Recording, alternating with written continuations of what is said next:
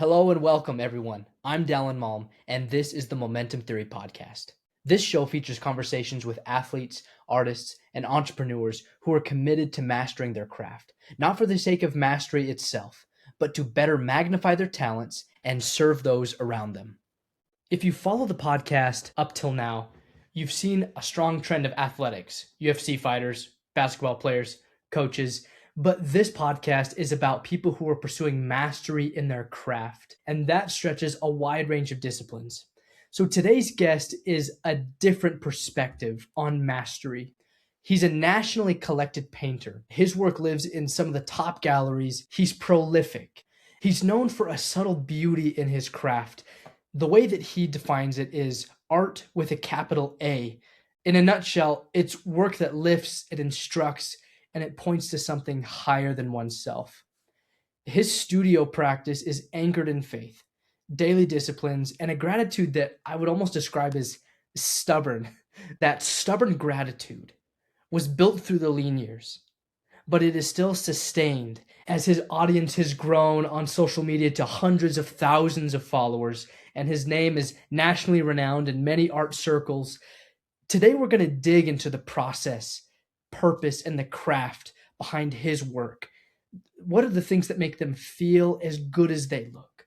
Please enjoy my conversation with Josh Clare. Great moments are born in great opportunity. You ask, what is our aim? Victory. Victory, however long and hard the road may be. This will be remembered forever as the greatest day in the history of the Tour de France. You believe in miracles?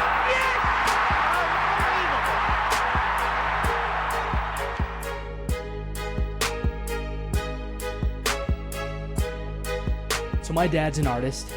When we talk about you, he's mentioned several times that you like to create art with a capital A, with intent, with purpose. Tell me more about what that means. The highest manifestation of art, or what art could be, or what it's meant to be, I guess. And because that word is so misused, or it has, you ask somebody, well, what is art, right? It's hard to even say. It's kind of been destroyed a little bit. That word, it has less meaning than maybe it could or should. So I use art with a capital A as a way to distinguish the art that I consider to be the greatest, or the most meaningful, the most impactful, the most powerful. Just what art could be, what it ought to be. You know what I mean? There's a spiritual component to that. Yeah, absolutely. Absolutely. It's rooted in your faith, but when did that become a hallmark of what you create? Well, it's always mattered, like right from the start. In fact, it's good for me to go back and remember when I first started painting and when I first felt directed to be an artist, because I think my vision was as clear then as it's ever been of trying to create art with a capital A. So it's always been something that's mattered to me. I guess there were maybe too many years, maybe a lot of years, where I knew that that making art with capital A, or making the real thing, we'll have to talk more about what that means, but it just means, here's a quick definition. Art with capital A is art that lifts. It's art that inspires. It's art that you are able to, when you're with it, it's edifying. Edifying is a really good word too. And that means that it's instructive.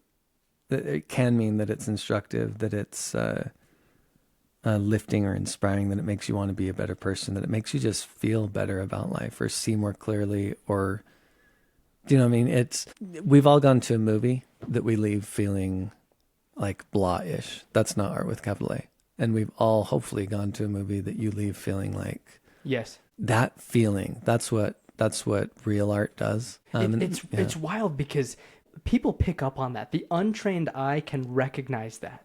And it's enhanced, I think, when it is your study or your profession. You can pick out the fine design, or the colors, or the placement, or the story behind the main figure. But even even just the plain viewer can go.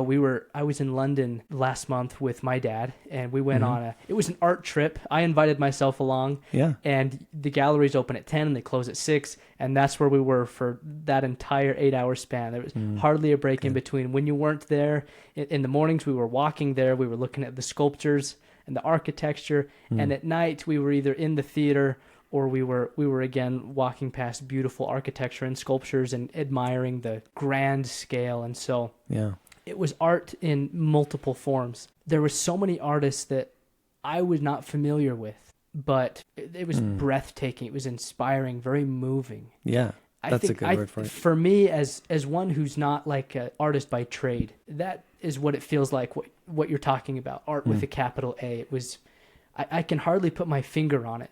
Yeah. But it actually made me change the way I think about this podcast, where instead of just interviewing people that are trying to do good in the world and are doing things that are interesting to me, it's interviewing people that are pursuing their life's work. And I think there's a difference there. Yeah.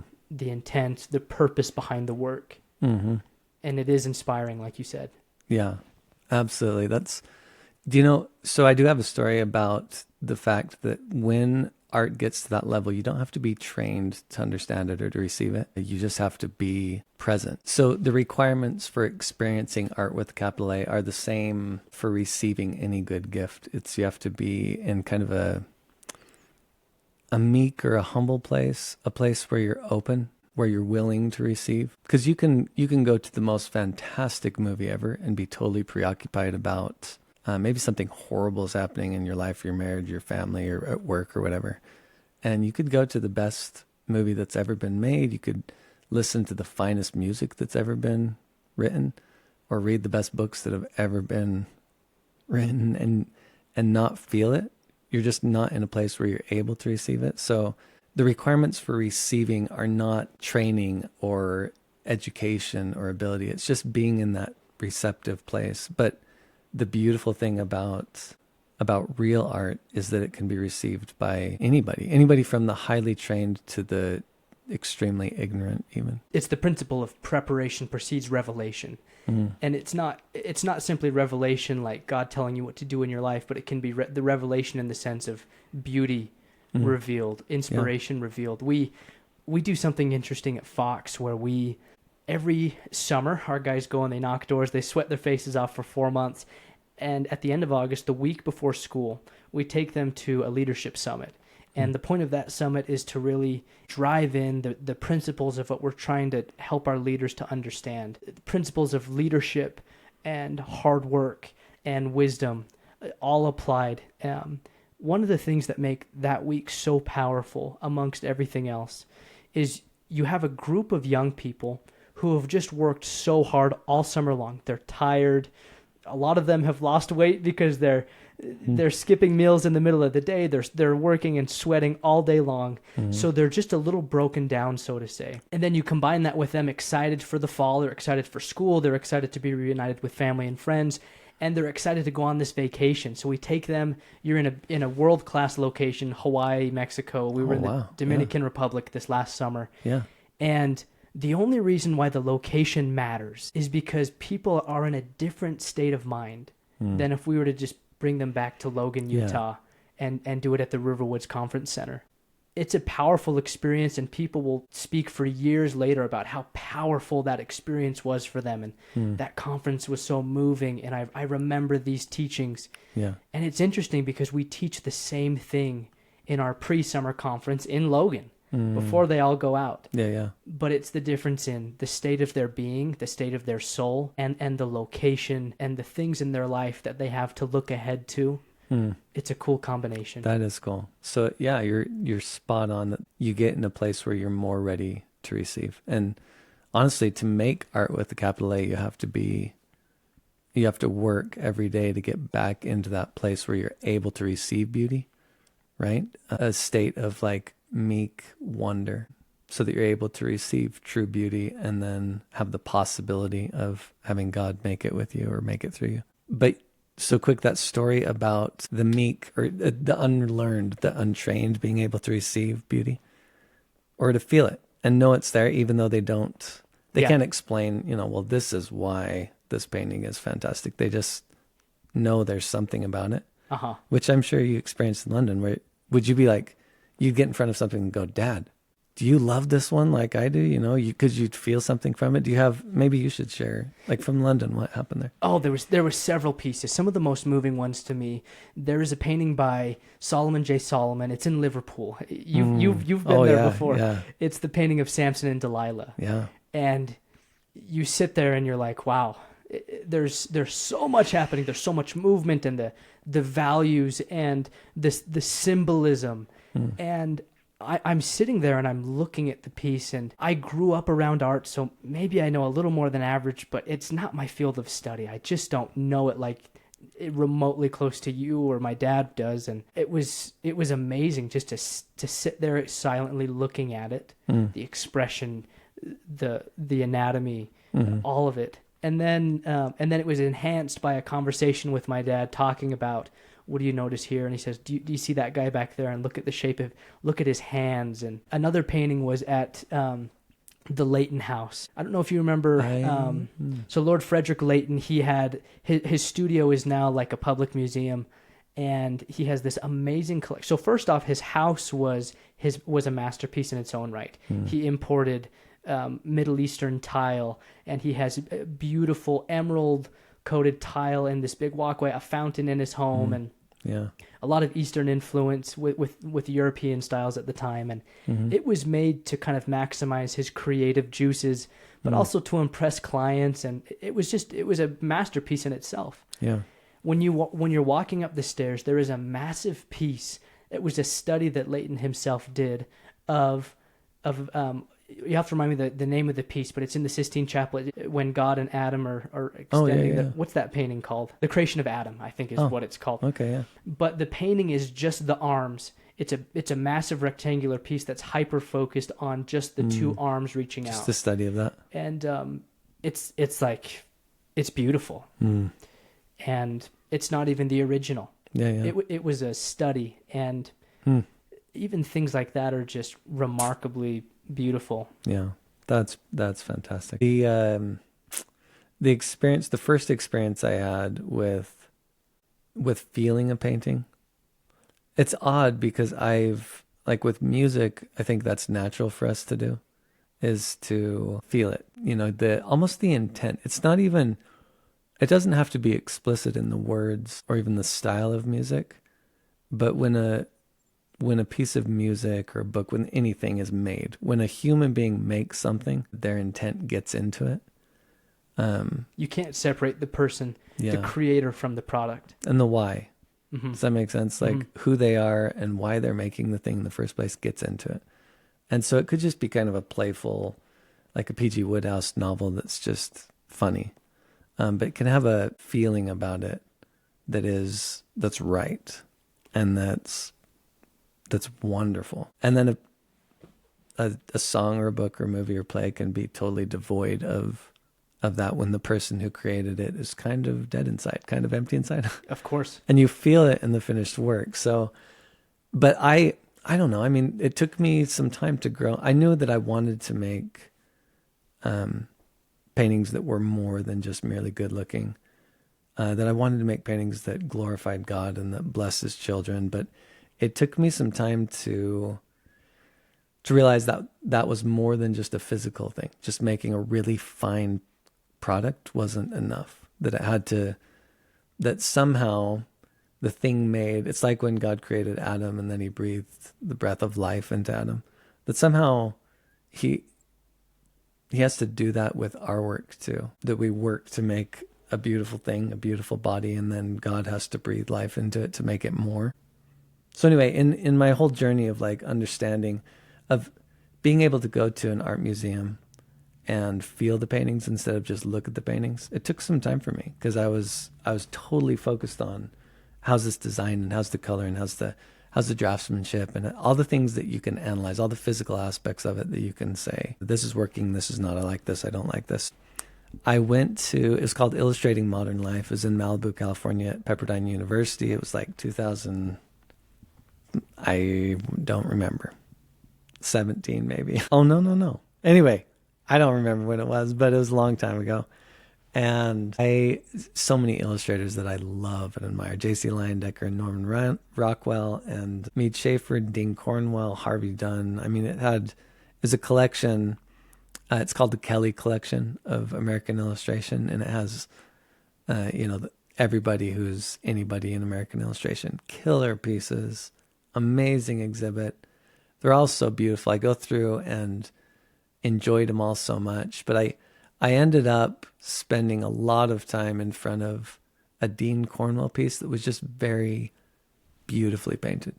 And it had a feeling to it. It was an illustration for a magazine, but it's depressing. It's like I don't know what the article was, but it's this guy with his head in his hands, and it's dark and black, but it's just so nicely painted, so juicy. I'm sitting in front of it, enjoying every little bit of it. But there was a piece by Harvey Dunn right next to it. Like, I'm on this wall, and it's the adjoining wall right there, just right behind me. It was of a man and a woman in a wagon pulled by oxen, a nocturne. So it's blue, and there's dust behind them, and they're just in this wagon at night. It wasn't painted as well as the Dean Cornwell. Like, he maybe not, the drawing wasn't quite as good. And mostly that's it. Mostly it was just drawing, because it had amazing color, it had amazing edges, it had amazing everything, composition. I just enjoyed the drawing in the Dean Cornwell a little more. Like, really nice, beautiful faces, nice hands, stuff like that. Little details to enjoy. So I'm spending more time in front of the Dean Cornwell, but there's this piece. And it, like, when I saw it, there was this sense of, there was a real deep emotion in it, that you felt like you were out at night. You were a pioneer suddenly. You just stand in front of this thing, and it felt like you're a pioneer. It had so much feels, so much juicy emotion to it. So I loved it, but I didn't just sit there and soak in it. I went to technique. I went to craft and sat there in front of craft, right? But as I'm trying to soak in this Dean Cornwell painting, I was able to be there while random people came through the gallery, through the show. And I didn't even really look at them or say hi to them. I knew that they weren't your typical art connoisseur. Like, they had a slightly kind of Utah, maybe even like Southern accent, like country accent, like, oh, that's pretty. It's so pretty. And they came up the stairs and came into this room, and they went to that painting, and they were like, oh, I like that. And they said something, and they talked about how it felt. Like, they immediately went, oh, I like that. That feels, I can almost smell that dust, It just feels like I'm in that wagon. And that was the first time, I think it was the first time in my art career that I realized there's something beyond the physical appearance of a painting, just merely the way it looks. There's something deeper. There's a way a painting feels. And you can feel it even if you're not trained. Like, anybody can feel it if they're just in that place that we talked about, that place of preparation where you're able to receive something. I asked my brother was with me too, and he's not an artist and hadn't been around it. And I said, what's your favorite piece in the show? Which is the one that you'd take home if you could take one home? He goes, there's this ox painting upstairs. It just felt, he went to that place again too. It just felt. And I was like, holy cow, I got to start thinking more about how paintings feel. So that's been an enormous part of art with capital A for me, is it's how a painting feels. And I'm still, like, it's a lifelong quest for me to discover the eternal principles that govern where I have to be as an artist to make a painting that feels that way. And yeah, just the eternal laws that I have to abide by in order to create things that feel a certain way, that feel holy, really. Because that's, like, it's powerful to have a painting that feels like dust and like nighttime and like oxen. That's powerful. I've been in front of paintings that there's this piece by Fran Schwartz, and it's Christ in Gethsemane, and there's an angel behind him, and it feels like the atonement of Jesus Christ in an amazingly powerful way. And there's a whole story behind that one too, actually. I'll tell you that one too, because I think these two stories, these things all align to like make to paint the correct picture of what art with capital A is. Well, that's what we're talking about. Yeah. That's please go into it by all means. Because that Harvey Dunn, right? And when I learned about Harvey Dunn too, I'll say this, he is totally hyper-focused on how a painting feels. Like that's it. A painting is done when it feels right for Harvey. And so the more I've learned about this guy, the more I've realized, well, that's why his paintings have feels. That's why everyone that went in there talked about how that way it felt, because that was his intent. His motive was to create a painting that felt like night with oxen. Like, how would that be to be a pioneer at night, you know? And so he did it. And the artists who don't do it, and it's a vast majority of them, who never get to the way a painting feels, it happens accidentally, like whatever their motives happen to be at the time, however they're feeling. Occasionally they'll stumble upon like making a painting that is powerful and significant, because maybe they're in a place where they're super humble and really relying upon God, and like the magic happens because they've obeyed all the laws to make it happen. But it wasn't like an intentional obedience. It was just because that's where they were at that point in their life. What's the law that you have to obey to get to that point? I don't know. I mean, I'm still discovering it. You just have to be able to feel it yourself. That's the first. And you have to want it. You have to want the painting to feel right, or to feel a certain way. And you have to be able to feel that yourself. I don't think you can put emotion into a painting that you're not feeling. Does that make sense? So that like Harvey mentally got to a place where he was tasting the dust and smelling the sagebrush and focused on that while he painted. Have you noticed that people who do that, like, they'll often talk about being in a flow state, or it finally, when I stopped trying is when it started to come. When the student was ready, the master appeared, kind of a thing. It's something that you almost can't will to existence, but you can prepare for it. And it's one of the great paradoxes of life. It's like you'll find it when you stop looking for it. And there's this interesting story that I love. It's of Mozart. When he was established in his career, he was a young success, so he wasn't very old at the time, but a 14-year-old approached Mozart and said, "Teach me how to write a symphony. I want to write symphonies like you." And Mozart said, "Well, make sure that you get into the academy. Once you graduate that, go find somebody to apprentice under, and after a few more years of that, I think you'll be able to write beautiful symphonies." And he said, "No, you don't understand. When you were 14, you were writing great symphonies." And he said, "Yeah, but I didn't go around asking people how to do it." There is a factor of, like you said, you have to want it. Yeah. And it has to come from a place, like a pure place. Like, I want it for the right reasons. Yeah. If you want it for the reason to sell the biggest commission that you've ever created, like, wow, a 6-figure check, well, how would that look? Yeah. Or versus like, you know what?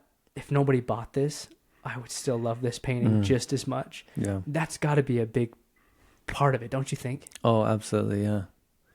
Yeah. Because you can't do it yourself. That's the thing. This kind of magic that we're talking about, breathing the spirit of life into a thing that you make, it's miraculous is what it is. Not magic. It's miraculous. It's something God does. And he does it when we want it, when we ask for it, and when we have the faith to believe that he can do it, when we're meek enough for him to do it through us, right? Because like you're saying, that the kind of pride that is natural for us to say, boy, I hope people are really going to like me when I make this really great thing. It's going to be, if it turns into yourself at all, if the focus comes to yourself at all, it's like it cuts off that divine flow, and God's unable to give it that magic anymore. So it's really hard. It's really hard as an artist to get to that place, first of all, to ever get to that place. It's hard as a human to get to that humble, meek, faithful, but hardworking place, right? It's not like you have to be willing to do whatever it takes, like work your guts out, sweat your face off, like you're talking about. But it has to be this selfless desire to bless his children. And then anyway, it's a place of being able to be an instrument in the hands of God. It's the same when you're teaching a lesson in church, or when you're trying to be a good dad, receive revelation in any sort of calling or stewardship that we have. It's getting to that place as an artist so that he can do his magic, his work, his miracles through you. And I think art's so special because if you're in that place, so if you're giving a talk in church, And you get to that place and he speaks through you and you feel what it's like to be an instrument in the hands of God, to be used. Something really beautiful happens there and everyone feels it and everyone's edified. But that's the end. Like, we don't record those talks. We don't, like, it happens and then it's done, right? With a painting or a book or with music or a thing that's created, if you get to that place where it's edifying and the thing happens and God works that miracle, the thing that excites me so much about art like that is that it's not eternal, but it stays for a minute, 100 years, a couple hundred years, or, it stays for a minute. And God doesn't revoke what happened with that painting or that song or that symphony, that book, right? Like, it gets stuck into it and it stays. In the original, especially, like with other art forms, it's different. But with paintings, the spirit's there in a print a little bit, but it's diluted. So it's like standing in front of the actual painting. Very true. It's stuck forever. Yeah. As long as that thing is still mud on canvas, as long as it continues to exist, like, that spirit is stuck in it. And that's so special. Even if an artist was able to do something like that and then completely sold their soul to Satan, you know what I mean? Like, it'd still be there because they still did that thing. Yeah. And it was still right at the time, you know what I mean? Like, exactly. That's just really special to me about art. I've never heard anybody who went to see the statue of David in Florence not say anything except the feeling in that room is unbelievable. Yeah. And I was talking to somebody the other day who had been there maybe a year or two ago, and he said, I'm not going to lie, it was weird taking pictures of like a naked guy as a statue. Yeah. He said, but there was an undeniable power in that room, and it felt good, and it felt awesome. Yeah. Is it like the correct meaning of the word awesome? And he said, I have yet to have that experience with other pieces of art that I've come across, and that's neat. I love that. I love how you attribute so much of this to the grace, the mercy, and the works of God. Oh yeah, it's not, you can't do it. None of that. There is no art with a capital A without God. 100%, absolutely, period. There is no art that really matters without God. He's the one, like, everything good comes from Jesus Christ. Everything good in the whole world. And when you find it in an artist who doesn't know Christ, it's because they obeyed certain divine laws. Like, it still came from him, even if they don't acknowledge that it came from him. You know what I mean? We call it flow a lot of times, that place of like receiving divine inspiration or divine help. Yes. And artists want to get to that place. But if an artist doesn't really know the nature of God, who he really is, if an artist doesn't really know about Jesus Christ, who is the light of all things, without whom there is no light, God doesn't like shut off the light or not give them any. He gives according to our understanding and according to our place, and he sees perfectly just where we're at and how much we understand. And so there's a lot of art in the world that people wouldn't classify as, they wouldn't say, the artists themselves wouldn't say God worked through me, or they wouldn't say it was his revelation. Sometimes they think it's just themselves, that they're a good artist. But if you were able to dig into any one of them that had created anything that is really, that's what we're talking about, art with capital A, that's really meaningful, all of them 100% would say, I made that something, it felt different. I got to that place. Something happened and something flowed, something clicked. And they wouldn't call it God or Jesus Christ because they don't know really that it's God or Jesus Christ, but it was God and Jesus Christ, 100%. Every good thing comes from them. So I want our listeners to get to know you personally a little bit better, the man behind the painting. I want to do this in 3 layers. The first would be your faith. The second would be your posture on gratitude. And the third would be how you handle the outside world. So if we start with faith, you had written in a social media post earlier this year that nothing matters more than my faith in Jesus Christ. Can you tell me can you recall your state of mind when you were posting that, and why that's been a recurring theme? Anybody who studies your writings, your Instagram posts, That's a recurring theme. It's just what we were talking about, that he, just like the sun that gives, without the sun, there would be no earth and nothing on it, no life at all, right? Everything would cease to exist instantly if the sun ceased to exist. The same, like that is, we have the sun, and God created the world like this through Jesus Christ to teach us about Jesus Christ. He is the sun. He is the light of the world, as he said. There's nothing without him. Nothing. And especially nothing good. Nothing exists. Nothing could exist without him. And there's no hope for a fallen world without him. Yeah, I'm super, super grateful that God speaks to men. And I'm grateful that he gives us, through his Holy Spirit, a knowledge of things as they really are, a knowledge of truth. I know that God lives, and I know that Jesus Christ is the light of the world, and that he's my Savior and the Savior of all mankind. And there's not a truth in eternity that matters more than that. So there's nothing besides that. Like, it's everything. What daily disciplines in your life do you practice to keep you grounded to that belief? Well, that's a dang good question. I mean, I pray every day, and I read scriptures every day. Specifically, I spend time in the Book of Mormon and in the Doctrine and Covenants, and in the words of living prophets as well. But I wish I spent more time doing that. I wish I wasted less time. I wish I hit my knees more often. So yeah, when you say like, how are your holy habits and the time you spend with God, like they're good, and I do them every day. And I try to read the scriptures to my kids every morning at breakfast, and share truth with them as we go to bed at night. So we do the things to remember and to keep God at the forefront of our lives. But I wish I did them more. I wish I spent less. I wish I wasted less time just buying something on Amazon, looking for the right deal. Like, I'm blown away, or looking through Facebook for like a metal for my garden shed, hours and hours. So I'm still, like, your last question is, how do you deal with the world, right? I'm right in the middle of it with like distraction, trying to be distracted less and trying to spend more time with God, it's just, for whatever reason, it's a battle every day. Like, to come into my studio and kneel down and pray instead of just jumping right into painting or cleaning or, getting to work, doing something, trying to accomplish something and feeling somehow that, like, the insane idea that to do something is better than to kneel down and talk to God. It's insane. But like, I battle with it every day. I still come out and think, I got to get stuff done, instead of doing the most important thing. So I'm a work in progress, and I'm trying. And I guess that's what God expects. He just wants us to try.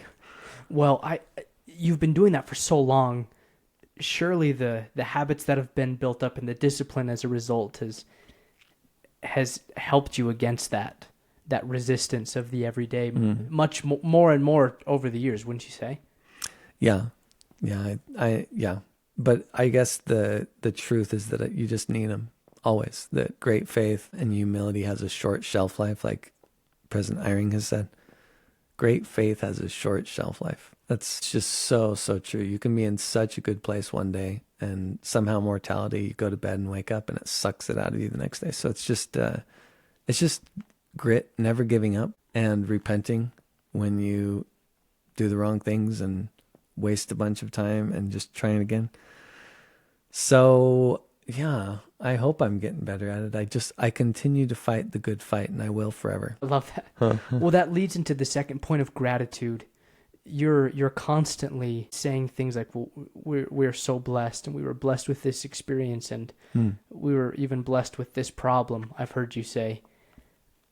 Has gratitude been a discipline that you've had to build up, or has it always been a part of your life? Something that you have to build up, for sure. And the thing that's helped me most, actually, with gratitude is just a daily remembering. So one thing that I did when I was a young father, on Sundays, we were at BYU, Idaho, and I'd take Nate. We had one child, Nate Buddy. He was probably 2 years old at the time. And Cambry would be preparing Sunday dinner, and I'd take, excuse me, I take Nate on a walk and push him in his stroller up through campus. And he couldn't speak. So I just talk at him and I'd tell him how I met his mom, how I met Cambry. And I'd tell him about our first date and our first kiss and where we moved and the little miracles that happened to like find the right places or little experiences that were miraculous for us and blessings for us. And it'd just be this time, be like a 15 or 20 minute walk where I just talk through how God had blessed us, Yeah. So that time spent remembering and consciously thinking about the things that God's done for you are some of the most grounding and satisfying times that I've ever spent. And it helps me. I need that to be grateful, actually. If you don't take the time to think about what God's done, then you forget it really quick and you can't be grateful. You shared a lot of stories early in your career when I don't know any artist who hasn't gone through the really hard financial times early in their career. And you've talked about how the greatest thing for any young artist to do is to find the right woman and to get married. Yeah. And for you, that was a huge push forward in your life, but also in your career.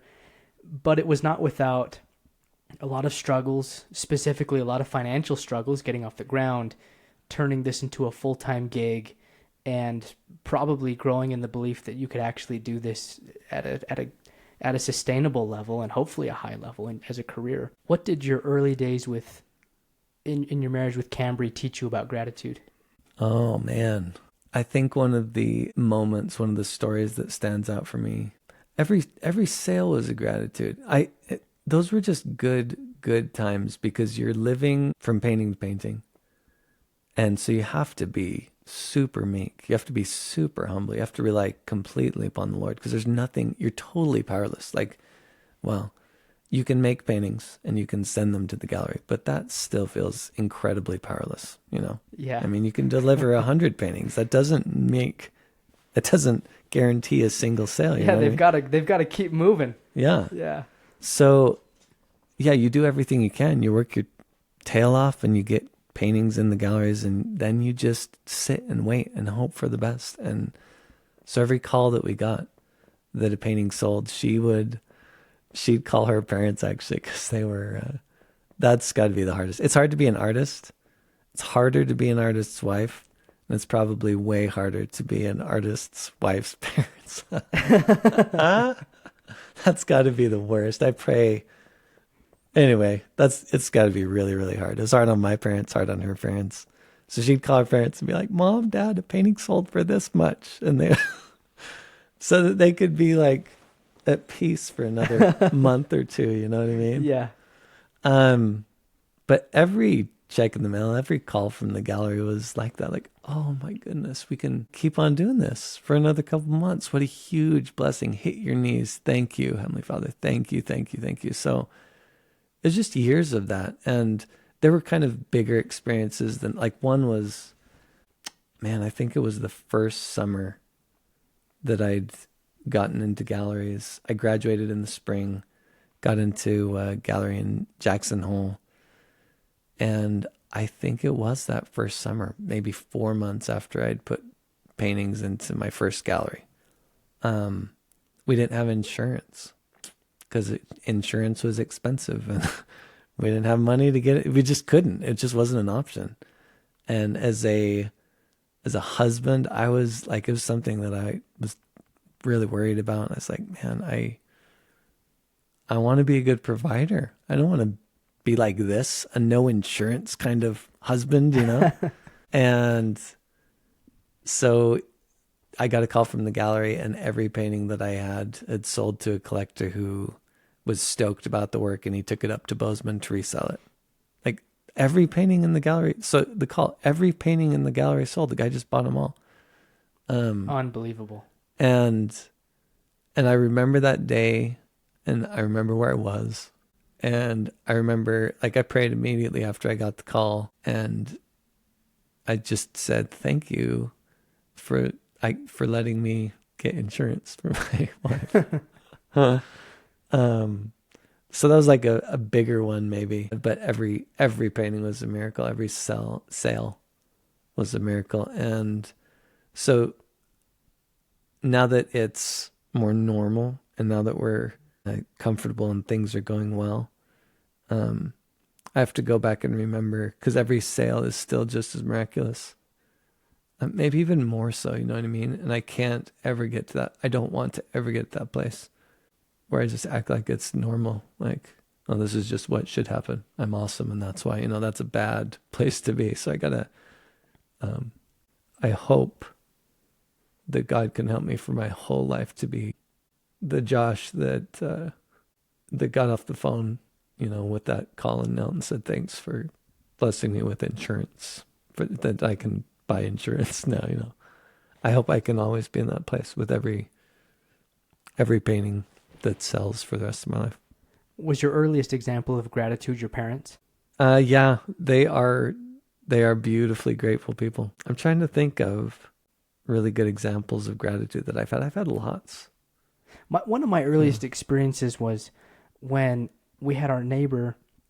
He's since passed away, but years ago, he just had a particular soft spot for my brother and I growing up, which as a kid you really appreciate, and now I just appreciate even more. But he took us with him he was a Marine, and he would do Toys for Tots every year. So they would gather donations.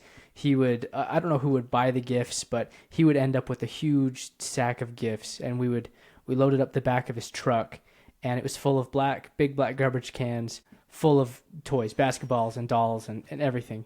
And we did a little route throughout Cache Valley, and we visited probably 10 different houses and got rid of every single one of them. And I remember, I was probably around maybe 12 or 14 years old at the time, and I remember being a little hesitant because we're going into these rougher houses and rougher neighborhoods and stuff, and I just hadn't had much experience doing that, and I trusted him, and we just kind of went forward. And I remember the gratitude and the joy and the look on people's faces of somebody doing an act of mercy being bestowed upon them that they had not particularly done anything to earn. But they were the whole beneficiary of it.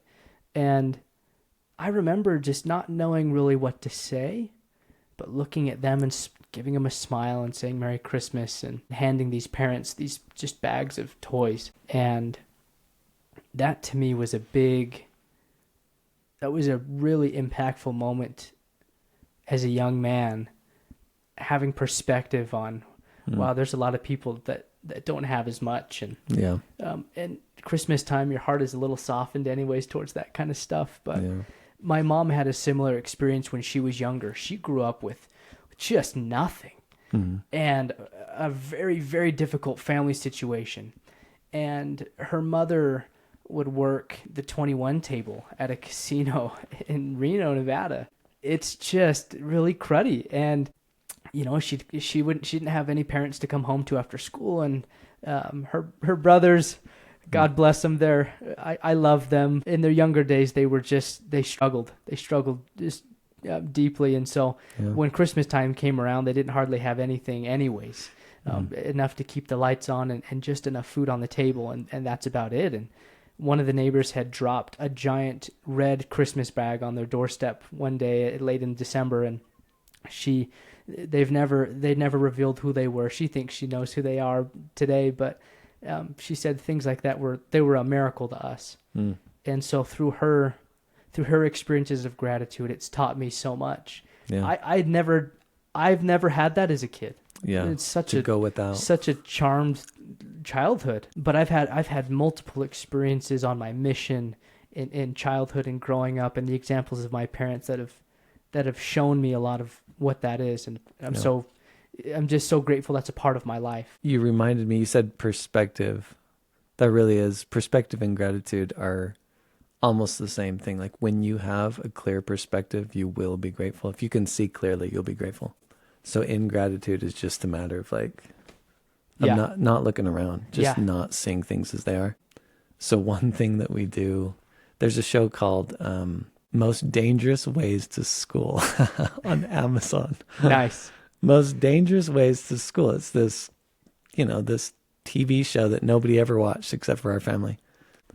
And it is amazing. I call it the gratitude show. And that's one of the blessings actually of living in 2025 is that we have access. When you're like this, when you're this close to your problems and you think life is so hard, like we have the ability to read a book from someone who grew up in World War or who lived even in Korea or, had to escape socialism in Russia. There's like, you just have to read about someone else and go, oh, Yep. wow. Or watch a show about someone else.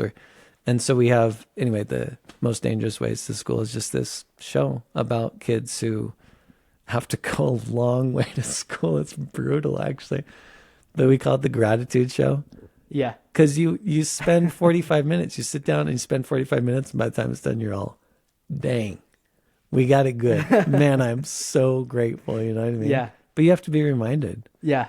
Well, gratitude. So gratitude is the choice. It's the mood. The third layer of this was how do you handle the outside world, the online world, because that's the adversary to gratitude, to faith, to dependence on a higher being. So it means very little to you, but it would help listeners to know a little bit of context that.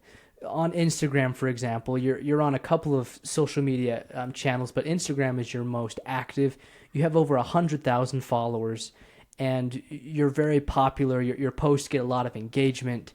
Your work is held by collectors far and wide. You're in many galleries, and not only that, but you've been handpicked to participate in massive monumental projects, murals, and temple paintings, and special commissions. It's amazing. And a lot of people refer to you as a very influential painter, even if they only know you through social media. So how do you keep your inner life bigger and more important to you than what the internet's opinion of you is? Yeah.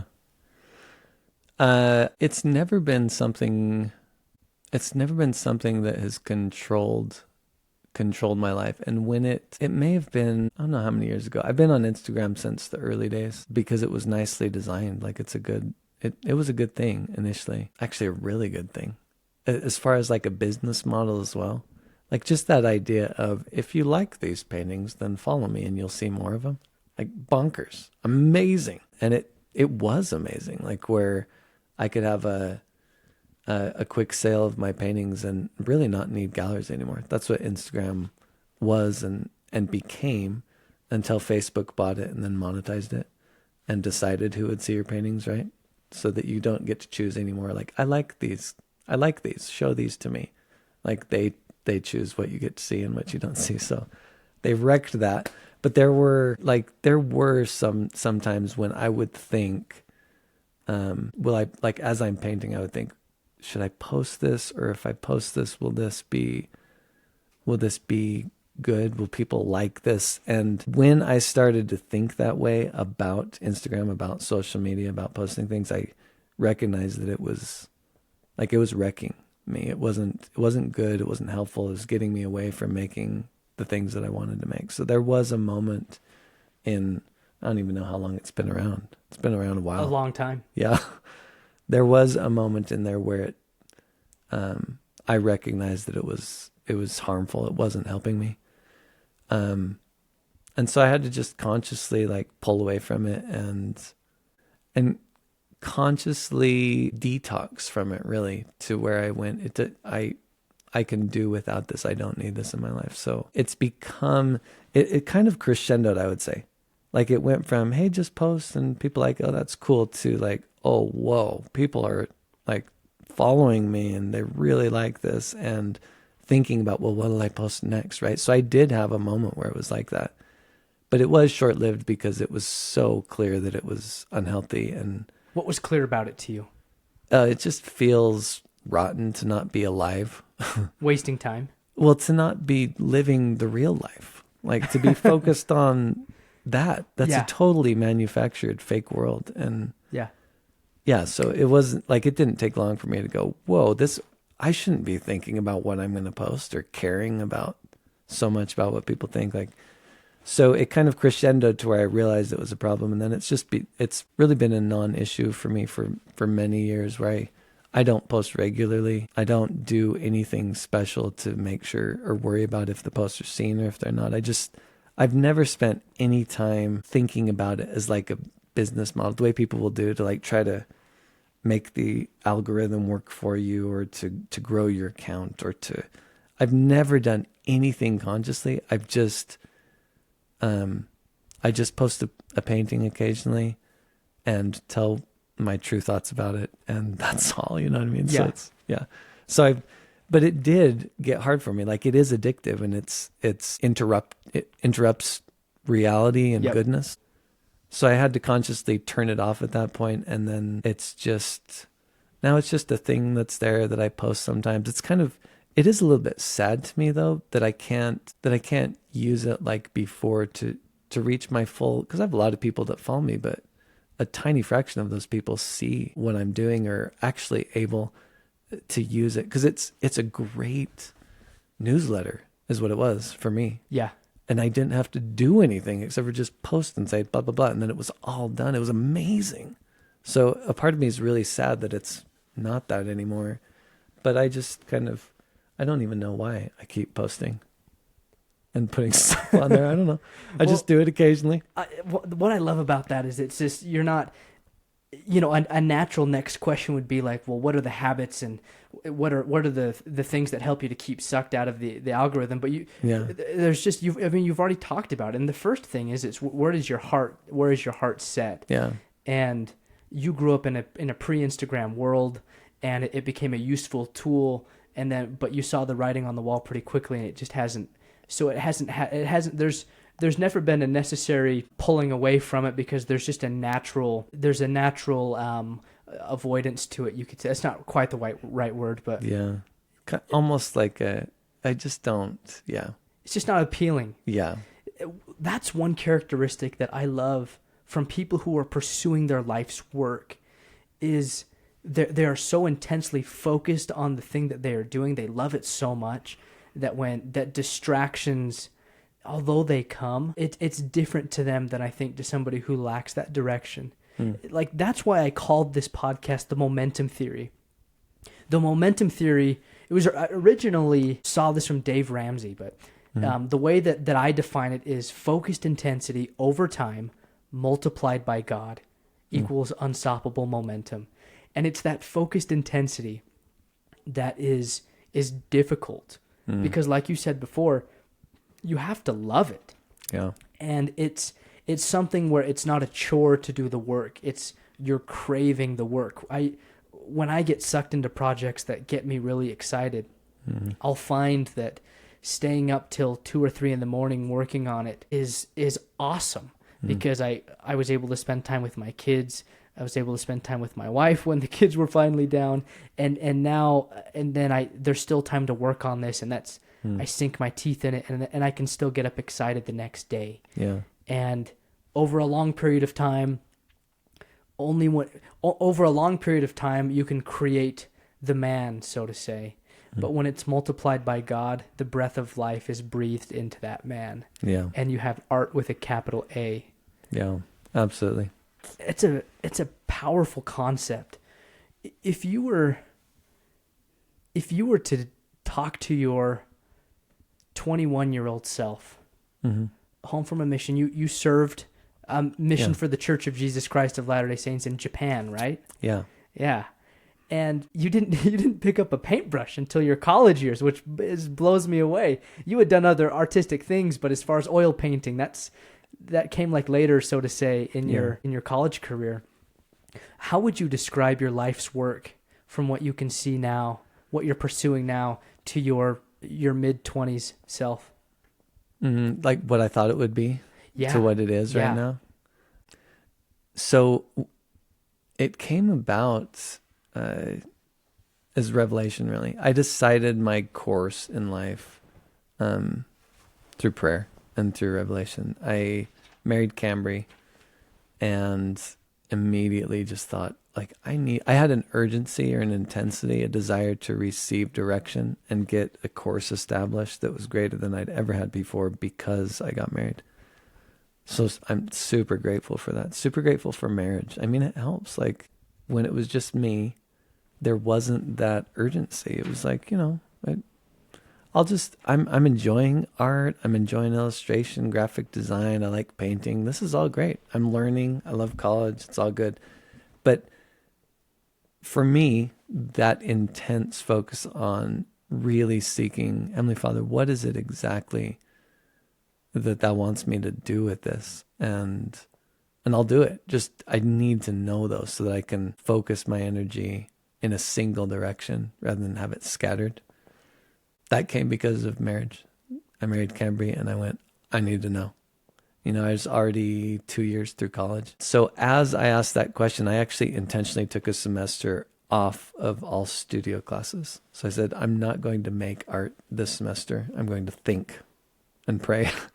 And I took an art history class and an art readings class where you read about other artists and stuff. And as part of the art readings class, we read a landmark talk too. There's one, Arts in the Spirit of the Lord, Boyd K. Packer, maybe 82.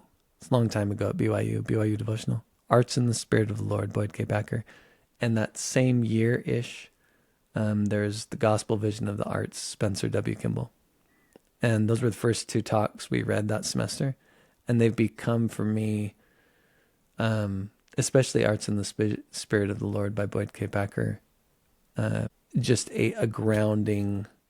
It's what established my course. I've really felt the Spirit. I saw clearly what God wanted, what I wanted to do, and what God approved, kind of what He said, yeah, do that. I saw it super clearly, and here is what it was, is that it's what we've been talking about, art with capital A, right from the beginning, that God needs men and women who want to do His work and who want to do it through art. He needs men and women who want to make songs that will bring His children back to Him. He needs men and women who will write books that will lift and inspire and bring His children back to Him. And He needs artists who will make paintings that will lift and inspire and bring His children back to Him through Jesus Christ. So right from the beginning, I said, I will make paintings, and I will make paintings with God's help that point His children back to Him and that help them come to Christ, And initially for me, like in my mind, that felt like church history paintings is what I would do. Because President Packer talks a lot about that we have yet to have artists who do justice to the beauty of the restoration and who have painted it. We've just treated it lightly. We haven't really spent time. We spend a lot of time on the New Testament, on the Old Testament, but spend time on like Book of Mormon and Joseph Smith and the last dispensation of the fullness of times painting that. We need more of that. And so that was initially I'll do that. The first bunch of years of my career were spent landscape painting, just pure landscape painting. The purpose of that, or my goal in that, was twofold. It was to learn how to paint, because you just need mileage. You just need to paint hard and paint from life to learn how to paint well. And it's so beautiful. What God has made is so beautiful. Yeah. And it already, because Jesus Christ made it under the direction of the Father, everything created testifies of Him. Everything created is already a metaphor and a parable about eternal truths. So I could just get into a place of gratitude for the beauty of creation and paint it, and it would be my testimony, It'd be a cloud, but it'd be my testimony, or a tree that testifies of Christ. So it was a way for me to learn how to paint, and it was a way for me to glorify God, but in a much more subtle manner than I had anticipated initially. Like I wasn't painting Joseph Smith with the gold plates or receiving, heavenly messengers or anything like that. Yeah. Where do you see your career going in the next 10 years? Yeah. So it was like that for a long time. Just recently I've started to paint Christ and to add figures and more narrative, more specific narrative into the work.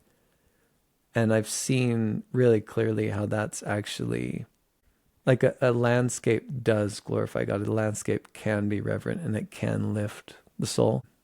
But when you treat specific subject matter like that, like family and love and Jesus Christ, it can do more. It can do more. And I've seen that, where it's just more specific and more edifying and more, like, it can merit even a little bit more of the Spirit of God and bless people even a little bit more. So right now I'm trying to figure out really when to paint landscape that is good and kind of feeds my soul. Actually, when I just go outside in my backyard and paint the world, it makes me so happy. And I could spend my whole life doing that, just that. And it'd be very satisfying and very lifting. But I also see that when I've painted Christ, it does a little bit more. So yeah, so I'm trying to navigate like how much to feed my soul with landscape and painting from life, and how much to do more directly, I guess, God's work with. It's hard to say though, because they're both good. And like when I do landscapes, a lot of landscapes that I do are for temples. And there's something really nice about having just a clean, beautiful landscape that's not a specific narrative of Christ's life in a temple. So it's just a balance between those things. Like, they'll both be a part of my life, painting specific religious themes, painting the restoration. There's a ton of paintings that I really need to do, that I will do, about that very specifically address the things that matter most to me. So Jesus Christ and families, mothers and fathers and children, and the love and the joy that's possible through family life. And yeah, so I'll paint lots and lots of that. But I think I'll always have to paint the landscape in there too. You know what I mean? So yeah. It's always going to be part of it. Yeah. Do you feel like that depth of like belief and of passion in the work is lacking generally in aspiring artists? I think, yeah, for sure. I think it's really rare. And there's a lot of reasons for that. I think because art's a difficult thing, it's hard to make a living at. It's hard to just survive, right? Just to be able to survive as an artist is a difficult thing. So it's really hard for an artist who's barely surviving to not think about, is this going to sell? Am I going to be able to grow my following and make a good gallery living? You know what I mean? Like, just that fear of, am I going to make ends meet, I think limits our potential in an enormous way. That many, many artists never become what they could become because they're worried about what they're going to eat and what they're going to drink and what they're going to put on, is what Christ said, right? They take thought for those menial things that he's like, don't think about that. Just don't think about that. I'll take care of you. If you do my work, I'll take care of you. He promises that, but it's really hard to get to that place where you're like, okay, I'm not going to think about it. I'm just going to do what you want me to do, and trust that it's going to work out because you said it would. So it's got to work out. You know what I mean? Yep. It's really hard. And I've just been really lucky, really blessed in my life to have these experiences that just build and build and build and build and build, where I started out trusting that he'd do what he said, that he really would, that he'd take care of me. Cause I wanted to make art with a capital A and glorify him. But I knew that I wanted to be sole provider. I wanted my mom or my wife to be able to stay home with the kids and spend all of her time nurturing them so that she was always there for him. I wanted that really bad. So I knew I had these two things. I want to do this with my talents and glorify God with my talents, but I really need you, Heavenly Father, to somehow make that take care of my family. Yeah. So I needed both, but I did from the start. I just had this feeling like it would be okay. Like, just do my work, Josh, just do it and trust me and it'll be okay. And it was like, and I told you the story, like me kneeling in front of the Spory building and thanking him for insurance, like it just kept happening. Like, he just kept taking care of us, and I'd keep trying to do his work and he'd just keep trying to take care of us. And the more that I tried to give my talents to him, the more he continued to bless, and the blessings even increased. You know what I mean? So I've I guess that's the only way, is to just that growing line upon line, and your faith like gradually becoming stronger and stronger, that he'll continue to support you and everything. So, but yeah, I feel like it's super difficult. It's super, super hard to not be afraid and to not paint based out of fear, and to lose all hope of like creating the real thing. Yeah. So yeah, it's really hard. It's rare to see an artist who's, and then there's a lot of counterfeits too with modern art, and what Satan has done to kind of dilute and confuse the meaning of art. There's an idea that the purest form of art or expression is to just be true to yourself, like that you have to say what you have to say with little or no thought for anyone else. And so some artists aren't lost in just the providing or the money of art. Some artists get lost in just this kind of selfish, myopic, and meaningless pursuit of just saying things when they don't really have anything to say, but just to say that whatever the heck I want, and that's meaningful because I'm saying it. And they just make worthless, meaningless junk because they're not creating for anything other than themselves. Yeah. So there's lots of different traps that people fall into, but yeah, finding art that has a soul that really breathes is really rare. And so it's that's why it's so special when we do encounter it, and that's why it's so necessary that people who've been given talents from God and who know Him, it's really, really important that they have the faith to pursue that. Like you said, with like relentlessly. What was the word? Focused intensity. Yeah, to pursue it with focused intensity so that God can do good work through them and bless the world through them. Like, yeah, it's really important for those of us who know God to give our talents to Him. Let me anchor with this question. If you were in charge of a class, I know you've taught before, but you're in charge of a class at the academy, and your class is called Art with a capital A. What would an average day look like in that class? And what would success look like at the end of a semester? That's been I don't think there is an answer for like the correct mix. It's like saying, how do you achieve balance in life? Like it kind of shifts all through your life. There's Elder Bednar has talked about spinning different plates, and that you're always running to a different plate and spinning it. For the listeners who haven't heard that, can you give us the short version of that? Yeah, just that someone asked him, like, what's balance in life look like? It's so hard to be balanced. How do I balance life? And he said, it's much more like, it's not what you're thinking. He said, there is no balance, is what he said. There's no such thing as a balanced life. There is so much to do, and more than they're able to do, that it resembles more than anything a person with 15 plates spinning on sticks, and you're just running from plate to plate and giving it a hard spin, and then you see another one wobbling and you run over and give that one a hard spin. It's just like, balance is almost just not giving up, is what he said. Just keep spinning them and stop seeking for something that's impossible and hating yourself because you're unable to achieve it. Yeah. Just keep spinning the plates. Have faith in God. Ask Him which one to spin next, really, was the idea. So that's the underlying principle of the class? So if I was going to teach art with a capital A, there's 15 plates to spin. So I'd have to teach the students about all the different plates, which there's a spirit and a body to art. A recent thought that's occurred to me that I really believe is true, actually, is that that we have 5 physical senses. You can see things and smell, taste, touch, hear, right?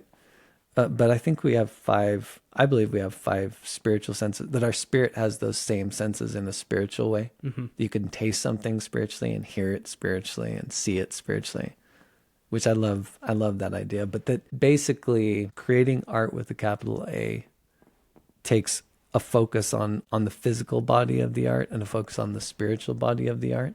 And to entirely focus on one or the other is disastrous. You can't neglect your ability to paint and your ability to draw and to see values and colors and edges and textures and your training, right? Like Michelangelo, or no, who was it? It was Mozart, that said, go to the academy and then go train under someone. And then, you know what I mean? Like, you have to do that. You have to learn. You can't write a book unless you know how to spell and you know how to compose a sentence and you learn about punctuation stuff. Sure.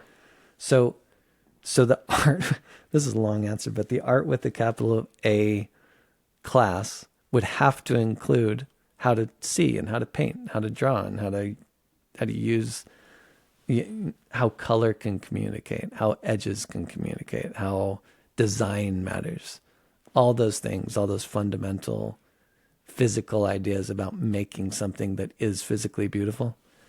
And then it would include a whole bunch of discussion about how to make something that is spiritually beautiful, and that the ultimate aim of art is to make things that are both physically and spiritually beautiful, and to keep striving for both your whole life, and to maintain some sort of balance, spinning all of those plates. And sometimes you're more focused on the physical and sometimes you're more focused on the spiritual, but you just have to keep spinning the plates, all of them. Yeah. You can't neglect one side over the other. But like, what I'm trying to say is like a spectrum between physical, just surface beauty, and inner beauty in a painting. Like, where you're at on that spectrum can kind of shift, especially based on, like, maybe at the start of your career, you're more focused on physical beauty because you have to, your paintings just aren't very good looking. Like, you have to work hard to make them better looking. And it's going to take a lot of focus, a lot of time. And maybe you're able to like shift more into the spiritual zone. The better you get, the greater command you have over the medium. Yeah. But there's just not a hard, fast rule. I can't teach art with capital A 101 at the academy and say, spend this much time dreaming and thinking and praying and this much time drawing, and then you'll have the perfect recipe for making, because it just shifts. It's a Goldilocks principle. Like the sweet spot is different for everyone, and Yeah. it changes daily. Yeah. Well, you said when you were in the university, you had squeezed a 4-year degree into more than 4 years because it took you longer to graduate, simply because you were giving yourself that time. You had to paint. You had to work. I just needed mileage. I still need mileage. Yeah, you Like, have to have the reps. Yeah, I've painted a lot. I paint a lot. I make a lot of paintings. I need to make a lot more. Like, because the work is not good enough yet. I want it to be so much better. But then I have to balance my desire to create something physically beautiful with my real desire to make something spiritually beautiful. And for me, it's a constant spinning of all the plates too. It's a constant battle. I don't know. The eternal truth behind that is that God will breathe the breath of life into something. He doesn't have like you have to be this good requirement physically. Like, you have to have this much command over your medium before I will bless your thing with my spirit. Yeah. It's super individual. He knows us perfectly. He knows exactly down where you're at. He knows exactly how much time you spent perfecting your craft or whatever. And he gives like, he sees our hearts. He sees where we're at, and he can bless. He can breathe the spirit of life into a poem that is really, really mediocre. He can do that, and he does do that, because that person's doing everything they can possibly do at the time. They're meeting all those divine requirements for him to give beauty to that thing that they created. Even though it's like, it's never going to be, the painting may never be museum quality, or it'll always be looked on as like, oh yeah, that my mom used to paint and that's what she did. But even with something like that, like, he can spiritually give it the majesty and the magnificence of a masterpiece. Breathe the spirit of life to the same degree into something like that. To some he gave more talents. To some he gave less. Yeah. But as they're managed well, he accepts it equally. Yeah. And the reward is the same. And he can make it that special. That's the thing that's miraculous to me, is that the Solomon J. Solomon that you saw, exquisite physically, right? Amazing. And it has a great spirit too. But there's, much, much less refined work that can be just as spiritually powerful, or even more spiritually powerful, because of where the artist was at and what they wanted, and God's able to give unto us according to our desires and where we are. Yeah. At our current locations. There's just no hard and fast rules. It's It's definitely flexible. You just have to, God just sees the heart and he knows the heart, and you just have to keep trying. Yeah, I love that. Josh, this has been phenomenal. As we wrap up, I'd love if you'd say, if people who want to find more of your work, where do you want them to go? I don't know, actually. Like, I'm not very good at keeping the website up to date. I don't do a newsletter. I don't keep a list of any collectors. I post on Instagram occasionally. I'm really bad at that's why I liked Instagram in the old days, because there was like a way to keep up on me, you know what I mean? But I'm not even good at that anymore. What's your Instagram handle? It's at @jclareart, and it's CLARE. Well, Josh, we need to have a part 2 to this conversation. I feel like we've just scratched the surface on so many things. Oh man. But there is power in increasing the depth of conviction to your work, depth in the soul, in the spirit, in the, to say nothing of the craft and the technique, which also grows. Yeah, but yeah. there's pursuing that spirit of the work is something that you're really great at, and I've really enjoyed as a part of today's conversation. Thanks. Yeah, I know there's like so much more. There's so much more to talk about. I thought we jumped right into it too. Yeah. And we're still not there, but that's kind of the beauty, I think, of this, of mortality and of growth, is that that it takes a long time to become like Father. A long time. That we start becoming like him here, but it's going to take a long time to become like him. And that's wonderful, actually. Like, if it was easy, we know that nothing easy is ever really satisfying. It's the things that take a lot of time and a lot of patience and a lot of labor and a lot of grace and help that really fill our souls. So it's kind of just a testament to the truth of the things that we've been talking about, that we could spend 2 hours talking. I don't know how long we've talked, but you spend a bunch of time talking about it and still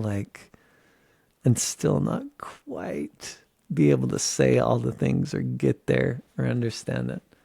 But I love chasing it, and I'm deeply grateful that God has allowed me to taste real beauty and to taste art with capital A, and to have tastes of even having him make it through me, and then to be able to spend my life striving for that is just a real gift, a real blessing, and I'm deeply grateful for it. The last thing I'll say, I guess, is it's not to strive to make things with God. That's what we're talking about. Is not something that's exclusive to guys like me who get to paint every day, all day. So this might be the most important thing we talk about, actually. Like, whoever's listening, every single soul who's listening to this podcast, who gets a chance to hear this, is a son or daughter of God with divine potential. They're creator, and they can create with God right now, wherever they're at. Like, however much training, and I'm not talking about paintings either. Like, I'm talking about creating anything. Creating brings great joy. So maybe you're a mom and you have little kids and you don't get a chance to paint or make music or write books or anything like that. Like, you can create a home. You can create like a culture, a family culture. You can create with God there in your home right now with what you're doing, like just laundry and doing dishes and cleaning every day. Like, you can do those things with God, and he can make them just as beautiful as any painting. Probably a lot more beautiful, actually. They last a lot longer, right? Paintings, they'll all be gone. Kids won't. Or maybe maybe you're not married. Maybe it's not your kids. Maybe it's your siblings. It's relationships. Like, you can create with God to make beautiful relationships. So go and do it. You know what I mean? Like, wherever you are and whatever your circumstance, God's anxious to work through you. So go and make with God now, like today, and don't put it off, and don't listen to this podcast, where you hear about people who sometimes it feels like they're doing big things. You know what I mean? Like, they're doing the big things. You think, man, I wish I could do big things like that. It's actually not the case that this is the big thing. Like, making paintings isn't the big thing. Loving people is the big thing. Like, just spending time, creating with God as you build relationships with your family, your neighbors, your kids, as a mom or a dad or a husband or wife. Like, those are the big things. So the moral of the story or the lesson today, I say, would be go make something beautiful with God.